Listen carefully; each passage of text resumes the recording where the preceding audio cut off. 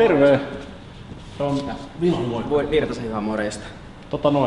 Mulle sanottiin, että tänne kannattaisi tulla. Mulla on ollut nyt lihakset aivan kipeänä ja jäykkänä ja tänne mut neuvottiin. Onko niin oikea paikka?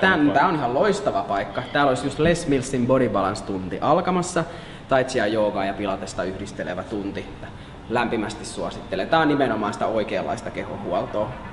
Eikä siinä. Lähtääs me kokeilemaan vai? No eiköhän. Rohkeasti vaan.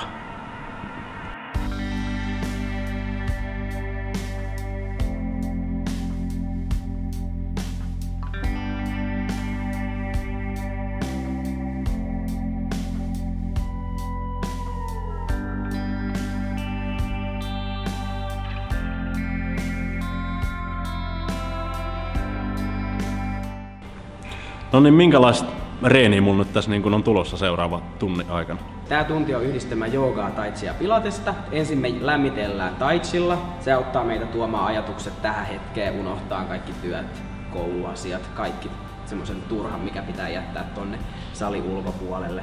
Sitten meillä on vähän jooga-aurinkotervehdyssarjoja, sitten haastetaan vähän alaraajojen lihasvoimaa, tasapainotreeniä, sitten venytellään vähän lonka-avauksia, sitten ne mun lempparit eli pilateskappaleet vatsa-selkä.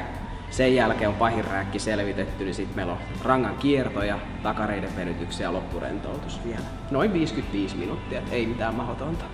Eli vähän niinku kaikkea? Vähän niinku kaikkea, kyllä. Kyllä siinä ihan lämminkin tulee. Joo. Mikäs tän reenin tavoitteena on? Tavoite on lisätä liikkuvuutta, noin lyhyesti sanottuna. Mutta toki myös vahvistaa keskivartalon niin vatsan kuin selän lihaksia, samoin alaraajoja ja yläraajoja. Ja sitten stressin sietohallintakykyä kyllä lisää. Voin lämpimästi suositella, että ihan oikeassa paikassa olet. Joo. Onko tää sun mielestä hyvä tavallaan reenimuoto tällaisena vai onko tää tavallaan hyvä ottaa jonkun toisen reenin yhteyteen, että jos harrastat jotain muuta? Niin... No kyllä siis ihan kaikille suosittelen, että liikkuvuus kyllä auttaa ihan. Jos haluat salilla tuloksia, niin ilman muuta liikkuvuus auttaa sielläkin, että saat pitemmät liikeradat, niin sitten sun treenikin on tehokkaampaa siellä. Että ihan ehdottomasti suosittelen kaikille. Mitenkäs mä oon ihan mielettömän jäykkä ja huono tämmöisissä jutuissa, niin voiks mä tulla ihan tälleen? Tänne voi kaikki tulla. Siis mun tunnille voi kaikki tulla, samoin kyllä Satun tunnillekin, että me ollaan nuo Body Balance-ohjaajat täällä Energyllä. Ja siis tänne jokainen tulee just semmosena kuin on. Ei mitään paineita, ei stressiä. Jokainen tekee omalla tavallaan, omalla tasollaan. Eli ei minkään ei mitään vaatimuksia, ei. Että paljaan jaloin maton kanssa ei tarvita mitään välineitä. Tosiaan no stress. Mattoakaan ei tarvitse tuoda itse vaan? Ei, löytyy täältä. Loistavaa.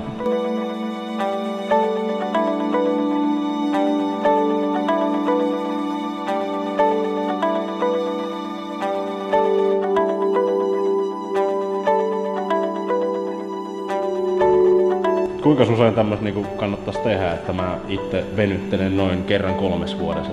Okei. Onko se riittävästi? No mun mielestä kannattaisi kokeilla vähän useammin ehkä venytellä. Saattaisi yllättyä positiivisesti.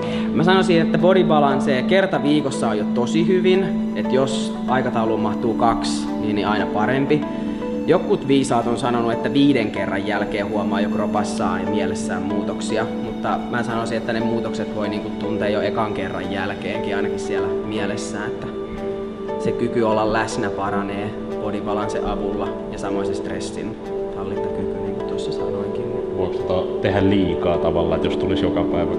No siinä saattaa tietysti, että ohjelma voi muuttua siinä kohtaa vähän liian tutuksi ja siihen voi kyllästyä, mutta toivottavasti niin ei käy kellekään, mutta en mä usko, että kehonhuoltoa liikaa voi tehdä.